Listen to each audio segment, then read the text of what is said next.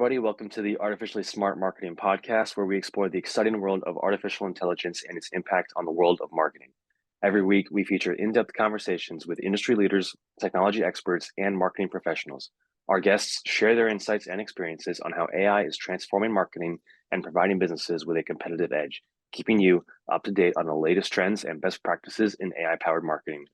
Now, whether you're new to the world of AI or an experienced professional, the Artificially Smart Marketing Podcast is the perfect place to learn about the latest advancements and how they can be applied to your business. Join us each week, and now let's explore the intersection of AI and marketing together. Good morning, everybody.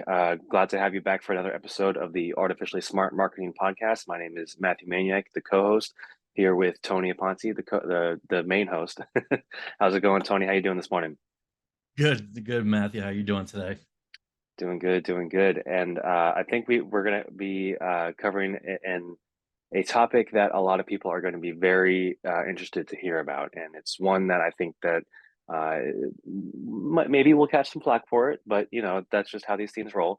And that is how AI is disrupting jobs and how it's going to change the job market and impact people and businesses and things like that beyond just the realm of marketing, but really kind of honing in on how people that are in this industry of marketing can leverage this technology to enhance their businesses.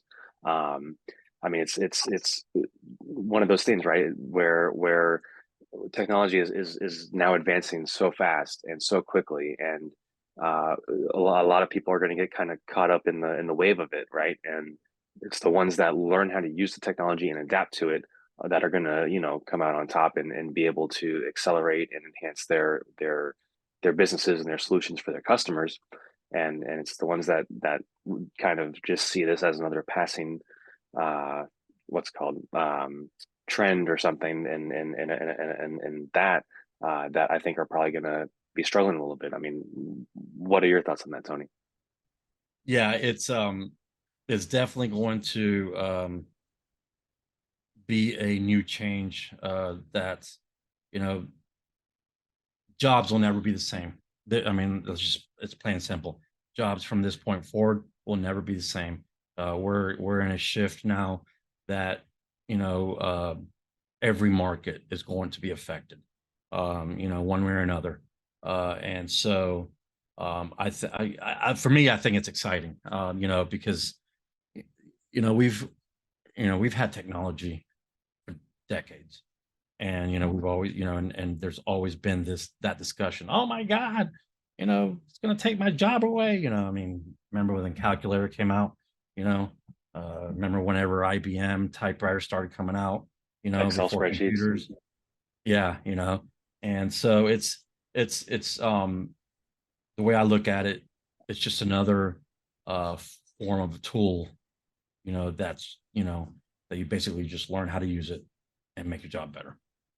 Absolutely, and I mean, for us, I mean, we're in it every day, so we can very easily see the functionality, the use. Um, yes, we can see the limitations and things like that, but we know that those are, I mean, one, only temporary, but two, a lot of people would also uh, kind of comment or think of the dangers that AI poses, and we see people like Elon Musk. And like the people at OpenAI that are talking about this and are saying, hey, we need to really regulate this a little bit more. Kind of, I mean, a few months ago, Elon was calling for kind of a pause on developments to kind of get an idea of, you know, Right. where it was standing to go.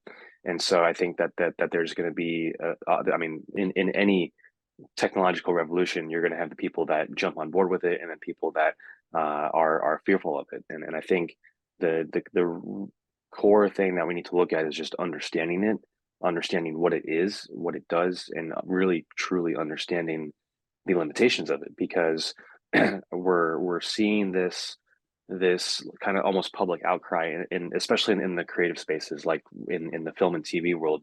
We're seeing a lot of like the Writers Guild strike that's going on right now. Part of that has to do with AI developments, and the studios are, or some of them. I mean, I think it was the owner of HBO recently came up and was like, "Hey, we're not gonna look to replace our writers with AI," but there are other studios that are actively looking into that technology for that specific purpose. And so there's, on different sides of the spectrum, on different sides of different industries, it's kind of like what you said, it's going to affect everybody, this technology. But I think at least it's the people and businesses that understand it have no reason to fear it, Yeah. because like through just using tools like ChatGPT. I mean, I always go back to that because it's the basic one that a lot of people know of. They probably play around with and at least have had some experience with. So I think that provides us a good, baseline Yep. to refer out to. It's only as good as your input, right? So, like a true story, right? I was working with a colleague of mine. I asked them how they liked it. They're like, "Oh yeah, it's kind of basic." And I was like, "Well, what did you ask it?" They said, "What is acupuncture?" And I was like, maybe you can ask it to write you an Instagram reel script or something like that, and detail the health benefits of acupuncture for a certain demographic. And it did. So it's kind of that point, right? It's understanding it, knowing how to speak to it, and recognizing that's only as good as the user.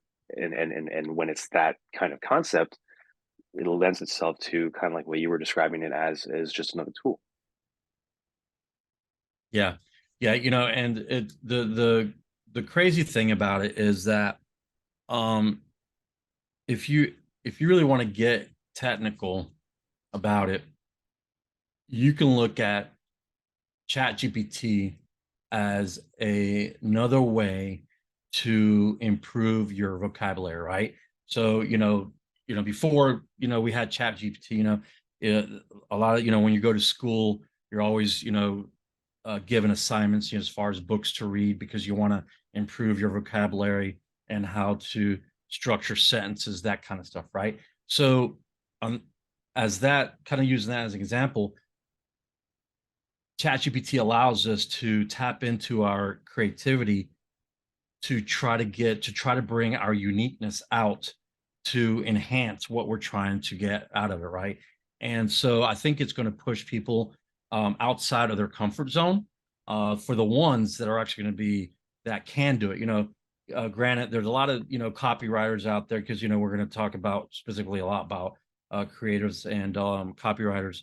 Um, you're only as good as what you can, use your mind for, right? If a lot of times you're going to get stuck, you're going to hit walls, and you're not going to be able to kind of move forward. And so that's where the tools of AI are going to actually be able to help us out with kind of pushing us, shoving over us over that obstacle. Um, you know, One of the other things that I read recently, when it came to AI and how it's going to affect different job roles and industry, you know, uh, it was talked about how the white collar industries actually have more to be more concerned about, because these guys went to college to learn all these different skills, analytics, uh, just all a lot more went into their training versus a blue collar industry, blue collar worker. And that's really where AI comes into play, doing a lot of those advanced skills that maybe a lot of people went to college for. And Right. what I More of say, the like the technical and more of the logistical as opposed to the actual physical. right, yeah, yeah, exactly. So, and I thought that was quite interesting. And one thing that I do definitely want to, say is that even blue collars, even blue collar businesses can actually take advantage of it. And as if if you're following us on YouTube right now and are following our podcast, this is going to be a realm that we're going to rabbit hole that we're definitely going to be going down in the future shows, because that's our intent, is to kind of help the small guy, right? We're all about the small guy, so that way you can kind of set yourself up as a viable competitor in your industry. Um, but it's going to be interesting, because it's there's a there, the fear is legit. The fear is legit. It's all over the internet. People are just talking about it everywhere, and so it's our goal with this episode to kind of really help you understand how you can kind of one, calm yourself, fears down, and understand that you can take advantage of a tool like ChatGPT to really help you with that. Um, Now, Matthew, I know that because you're in video production, copywriting is huge in creatives, right? Being able to come up with video content that is going to tell the story for your clients. What's your thoughts on that? Yeah, I mean, like at its core, right? I mean, from film and TV as my background, um, we always say you can't make a movie until you have a script, unless you're doing improv. But I never really did improv because that was never my specialty. um, but to that same point, right? Is it's like we need to have that idea. We need to have that script of what it is. What is it that we're producing? What is it that we're saying? What is it that we're showing on screen? Right? Having that concept, that idea, that that element to set the foundation for everything else to you know uh, follow down. And so when it comes to like these advancing technologies, these emerging technologies of artificial intelligence, there's definitely reason for a lot of copywriters to kind of be scared of and fearful of this technology. But just like you're saying, right, we're here to shed light on this topic, on this concept, on this technology, so that the people that are listening can better understand it and better understand what they should be scared of in relation to the technology and what they don't have to be scared of in relation to it. So I think that for people that are in copywriting and script writing, right, a lot of it is the aspect of chat gpt, zimwriter, content at scale, all of these copywriting AI tools basically do the writing for you. And so a lot of businesses are going to see that and be like, oh, we don't need a copywriter. Well, that may not necessarily be the case because these tools, because it's such an emerging technology, they may not be as robust or as perfect as a lot of people think they are at first glance. Like as an example, we see, I mean, unfortunately, we're seeing a lot of students that are leveraging ChatGPT to cheat on, submitting essays and things like that, which you probably shouldn't be doing that. But like from the standpoint of like writing like a blog post, right? If you put it through ChatGPT, it's going to output a certain style of writing, unless you specifically tell it to write in a specific style. It's going to have this kind of generalistic kind of approach in the way that it formats sentences. And so when humans write or humans talk, we kind of have a variance in cadence, a variance in sentence length and word choices depending on the context of the situation. Whereas these AI tools, unless you specifically specify uh, how you want that format to flow in a very uh, specific way, then those tools aren't going to inherently deploy that um, that cadence or that context essentially. And so I would say that for copywriters that are concerned that AI is going to take their job, I would say I challenge you to look at it under a different lens. Don't look at it as how is this going to take my job? Look at how can I use this to enhance my output. So from a copywriting standpoint, maybe like what's probably the one thing that takes the longest time is actually writing that first draft.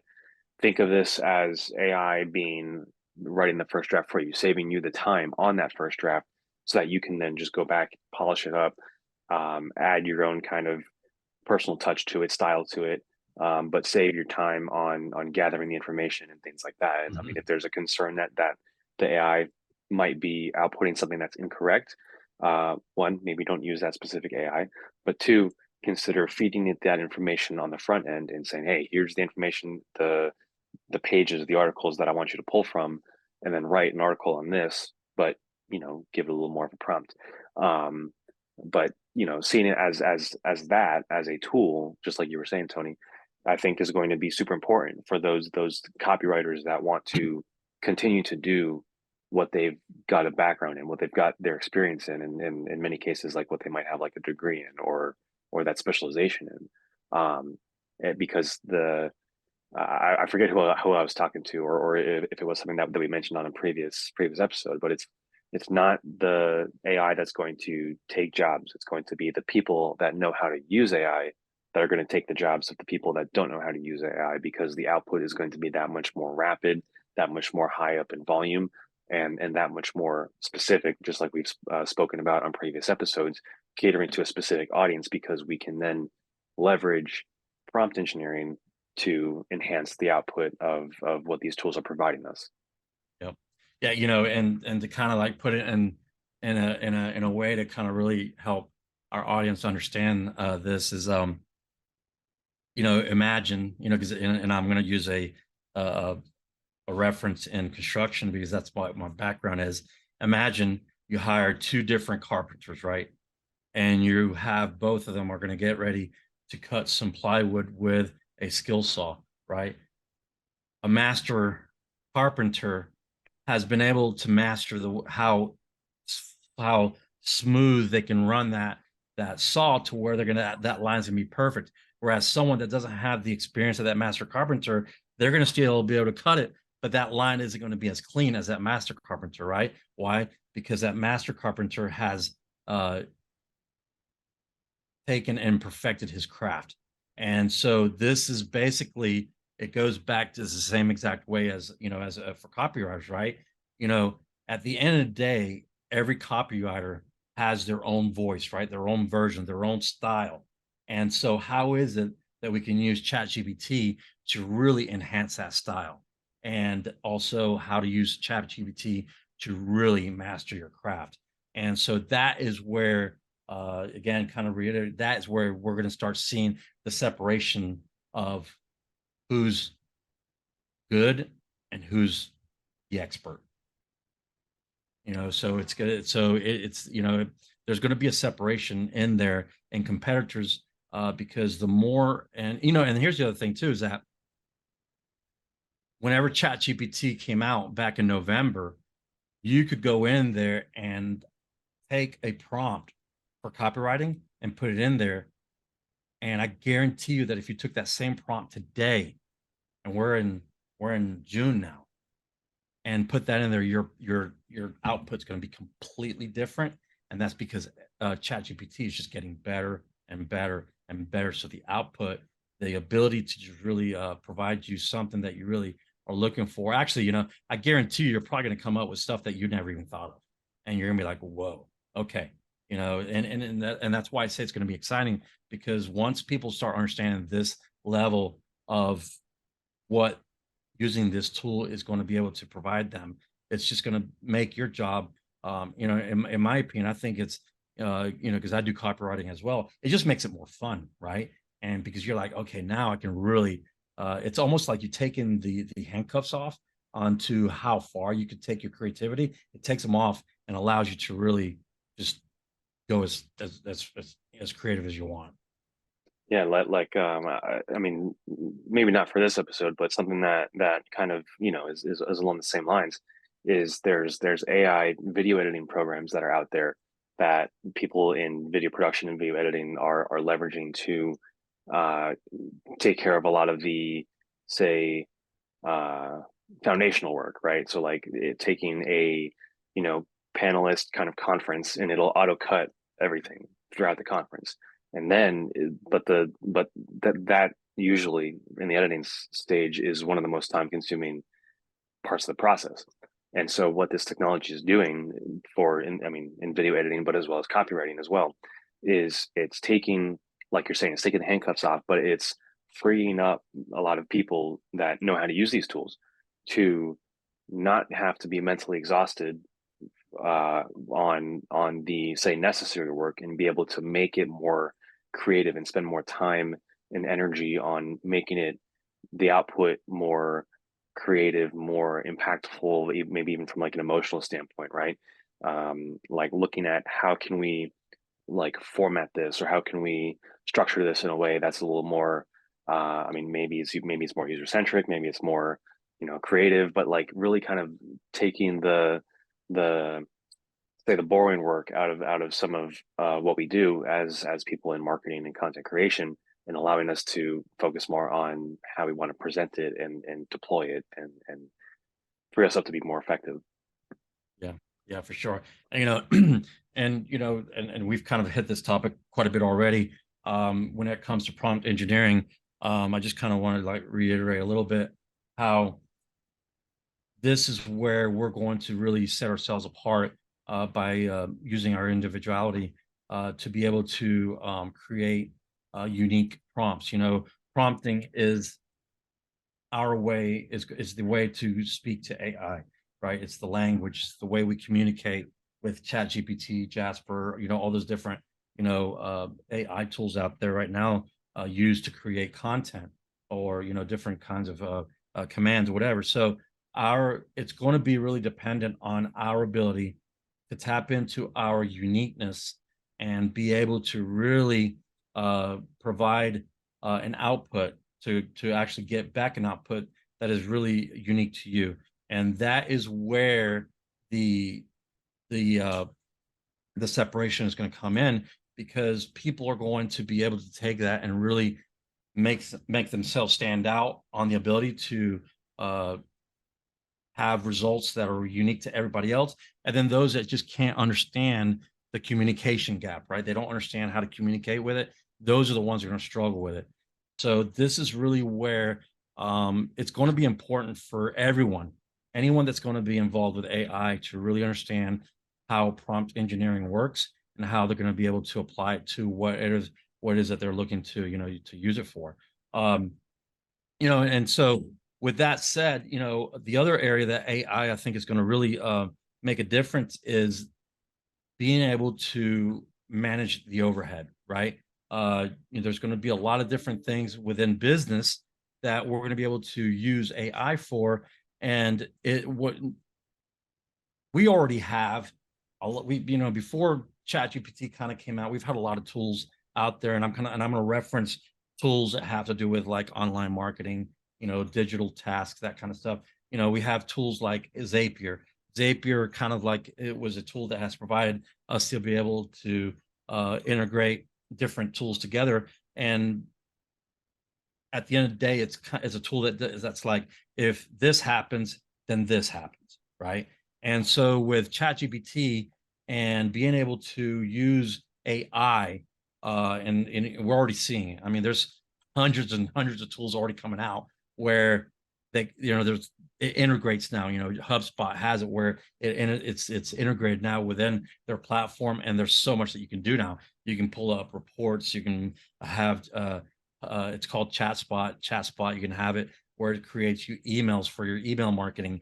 You understand what your sales team is doing, by being able to analyze the sales analytics. So there's a lot of things like that where AI is going to come in and really be able to take a lot of the tasks that we do and other tools that we already use and kind of get rid of those. And so it's going to bring the overhead down, which is really good. I think it's going to be really good for business owners, because now they can kind of streamline a lot of their processes. What are your thoughts on that, Matt? 100%. No, absolutely. And if we think back to some of our previous episodes, right, where I mean, thinking on kind of the same process, same implementation that we spoke on in regards to taking our, like Google reviews, putting them into these AI tools and having these tools analyze customer sentiment. We can look at it from the standpoint that same process, but applied internally, right? Looking at, okay, what is our SOP for XYZ procedure or project management or things like that, right? Put that into an AI tool and be like, all right, based on this, what are some areas of opportunity that you see for being able to enhance or increase efficiency or mitigate certain steps based on XYZ criteria? Like an actual situation that I used ChatGPT for was I have a feature film that I recently completed, and we're looking to put together kind of a marketing plan for it based on a certain budget. And I said, "All right, ChatGPT, here's kind of the base information on the project. ask me some questions about it to get a better understanding of it, and then I want you to create me like a marketing plan complete with a budget for each step of the process. And then it asks me more questions, and that's even something kind of really quickly going back to the prompt engineering side of things, is a lot of people have this understanding of prompt engineering that it's a one-way street, not being able to set up as a conversation with the AI in order to give the AI what it needs. And it's like there might even be situations where you don't know what you need to give it in order for it to give the best response. And so you can ask it the question and preface it by saying, like, you can tell it, I don't know all of what I need to tell you. Ask me questions to get the best understanding that you need to have in order to fulfill this prompt, essentially, or this request. And so it asked me the questions, I answered it, and then it gave me a 12-month marketing plan, complete step by step, with budget allocations based on the budget that I gave it, and it gave me that for like the whole year. And then from there, because a lot of it had to do with editing different deliverables as far as like trailers and social media spots, things like that, that I can realistically handle internally without having to outsource. I was like, all right, this is good, but reallocate the budgets for, phase 2, 3, and 5, because we can do all that in house and set those numbers to zero. And then it did it again, but it reallocated those funds to the to other areas that it thought might be better suited for those funds. And so it's from that standpoint, right? Is it's we took kind of this project, and then we looked at what are some ways that we can optimize this, given the fact that we can, handle some of this internally. And so looking at it from the standpoint of, you just got to feed it a little more information, as far as, either in this case it was a marketing plan for a film, but you can do that in like a standard operating procedure for project management, or for uh, new employee onboarding, right? You can look at it, input that text, and then it'll analyze it and be like, hey, maybe you don't need this step, or consider doing this, or consider automating this using this tool, and things like that. You just gotta, it's just a matter of prompting at the end of the day.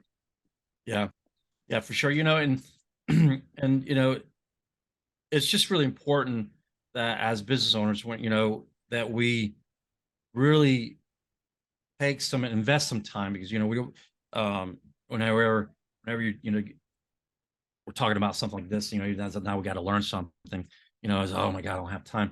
It's really important that we kind of shift our mindset the way we're looking at that, right? We are living in a forward era, right?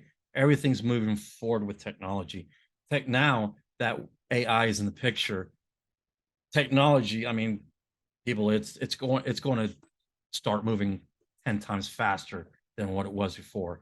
And we're already seeing it, Matt. Matthew and I we're heavily into this every day. And I mean, it's like every time I turn around, I'm always getting an email about a new tool that came out, or a new, it's ridiculous. But as business owners, we really need to make sure that we really grasp that growth mindset, and take some time in learning how you can use these tools to really optimize your business process, the way you run it. Because really, at the end of the day, that's all you're wanting to do, is you're wanting to grow your business. And how can I use AI to grow my business in all facets, right? Whether marketing, processes, systems, customer service. I'm gonna kind of hit back a little bit on what you said earlier on taking Google reviews. Who would have thought? Who would have thought that you could go out, okay? And this is a tip for you guys, right? Who would have thought that you could go to your competitors, right, and look at their reviews on Google, copy all of them, right, spit it out to ChatGPT and say, give me the core messages of these customers for this, for my competitors, and it's going to give that to you, right? Then you go and says, how can I take that and make my product better? Bam, and ChatGPT is going to tell it to give it to you.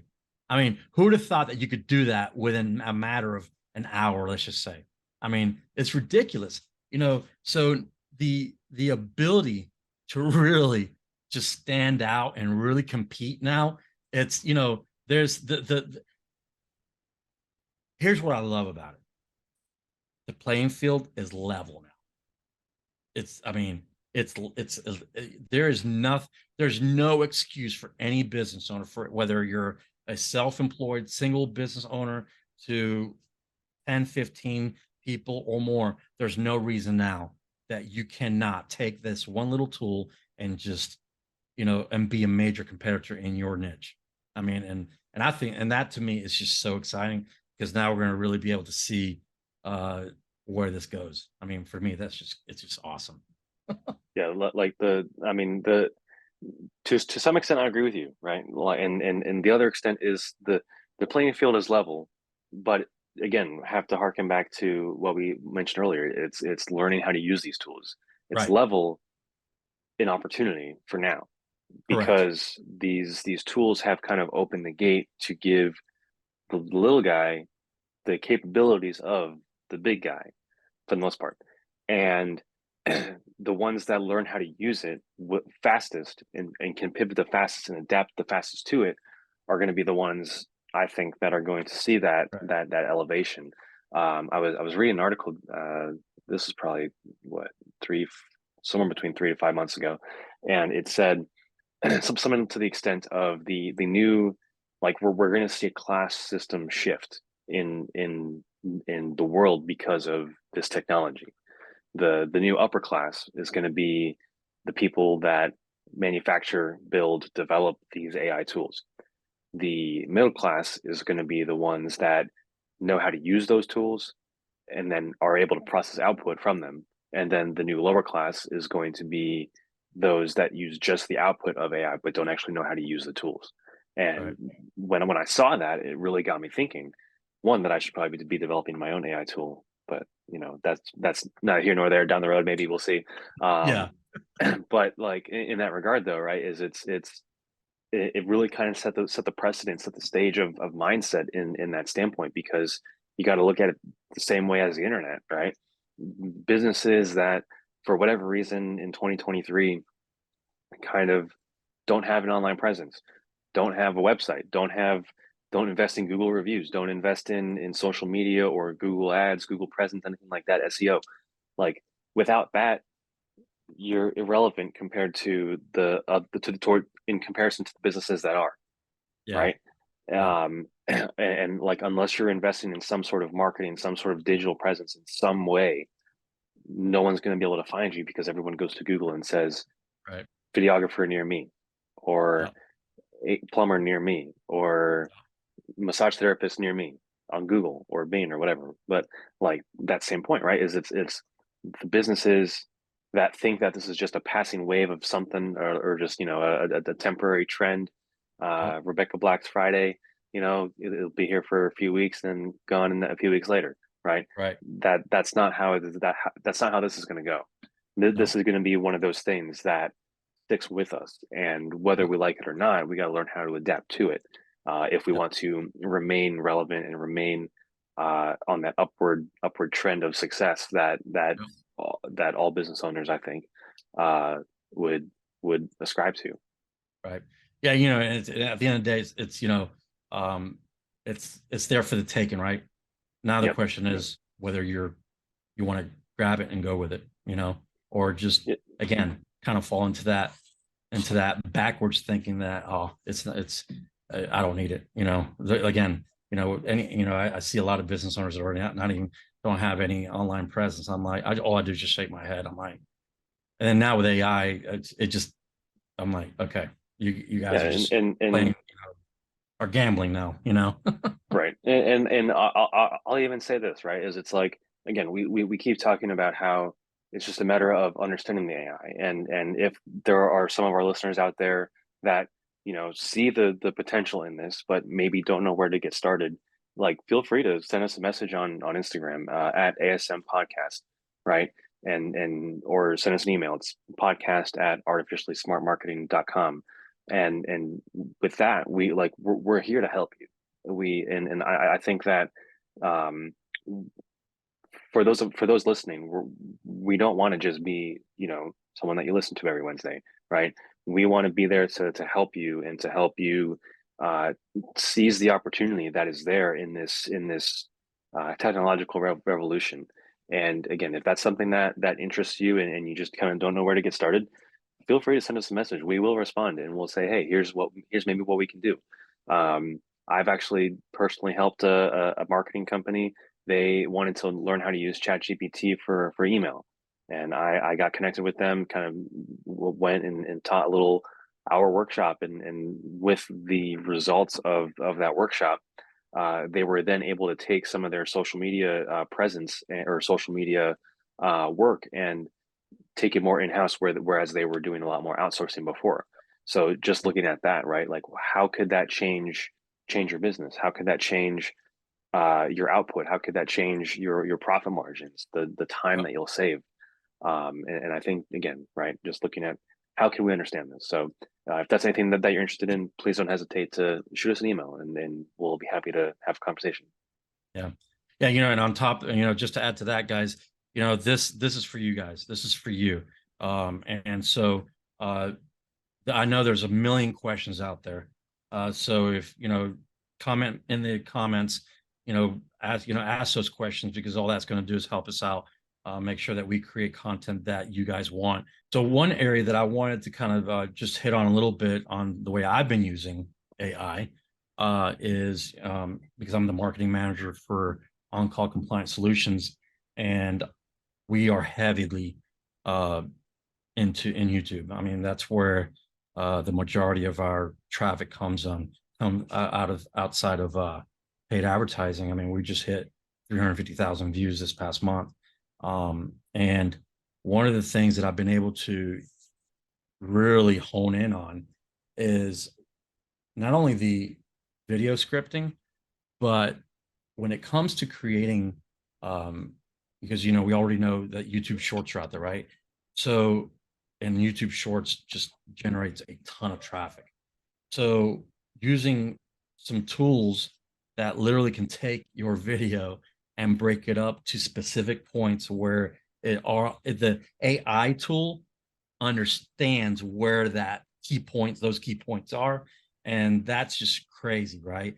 And because that's now that YouTube Shorts are out, that's one area that a lot of people, right? A lot of creators, like, okay, how do I don't know how to clip, find that little clip that's going to grab people's attention.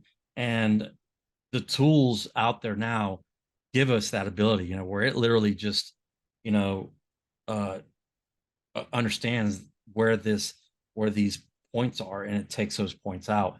Also, understanding, I use AI, chat GPT. Now, so let me kind of like step back a little bit, because we talk a lot about chat GPT, and I've used Jasper, right? And I've used Jasper a lot. And even though Jasper was created with a lot of different levels to really, really be able to uh, put out some really good stuff, I've, and you guys have already heard it. I've spent more time. I've invested more time on learning prompting, and because I can literally just take and get exactly what I want from ChatGPT. I do have the paid version of ChatGPT, and it's been enough for me. I haven't. We've got a subscription to Jasper, and we literally just canceled it because I rarely ever use it, because again, I spent the time on learning how to prompt engineer. And that, again, if you guys listen to a lot of our past shows, we really hit prompt engineering a lot. That's the gold, right? That is the gold. You get that down, and you'll be good.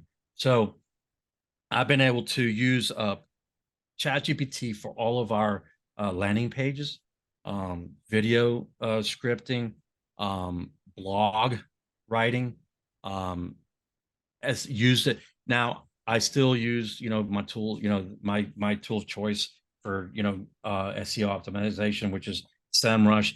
But I've also been able to use ChatGPT to come up with terms based on the content that we create, to really expand my keyword research. So it's being able to use the tools to really in sync with each other, to be able to provide, to get the end results that we're looking for. And I've been able to use that I've used it for clients now in creating a website copy. Really in using it to the tone of the my client, to where it's, when you go and read the website, you actually feel like you're talking to the business owner, because it's their style. So how have you been able to use it, Matthew? I mean, I almost daily. I mean, between scripts, between idea generation, like something that has helped me, and something that I use is kind of like a say the freebie in like a marketing funnel, right? Is taking the AI tool, ChatGPT, and I'll be like, hey, come up with 100 ideas on content topics that we can talk about Yep. for, like insurance or real estate or whatever, and then that list of 100 topics, developed partly in AI. I did come up with a few before I put it into ChatGPT, but like it helped take, just the plethora of content that we could talk about, and then it really helps get the brainstorming process going in that regard. So idea generation, when I'm writing scripts, even like I'll be like, hey, I've got, my writing process for screenplays is I'll be like put together a beat sheet, so I can kind of have the story plot points, in order before I start, writing the script. And so I even kind of took that and was like, all right, ChatGPT, help me out here. I've got, these plot points. Here's kind of the basic concept of the story. I've got plot point 1, 2, 5, and say 7, right? And I was like, I need you to come up with plot points. Was it 3, 4, and 6, or whatever it was? And then I was just to kind of test it to see if it can follow the chain of progression as far as the story goes. And Oh, excuse um, me. bless you. And so like from there, right? I was just kind of curious to see, could it do that, and could it do so? Could it give me something in the context of the story that would fit the progression of the narrative timeline? And it did. I was like, oh, cool. All right. So now it's like I know a lot of people, a lot of writers specifically that struggle with kind of that idea process, right? As far as like where do we go next?